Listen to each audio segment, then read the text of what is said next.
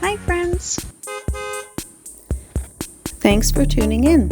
If you like this video, please give it a like, comment below, and take a moment to subscribe to our channel. Carlyle, Saskatchewan is a small town in the southeast part of the province, located along Highway 13 between Regina and the Manitoba border. With a population of just over 1,300 people, Carlyle serves as a local hub for the surrounding rural area.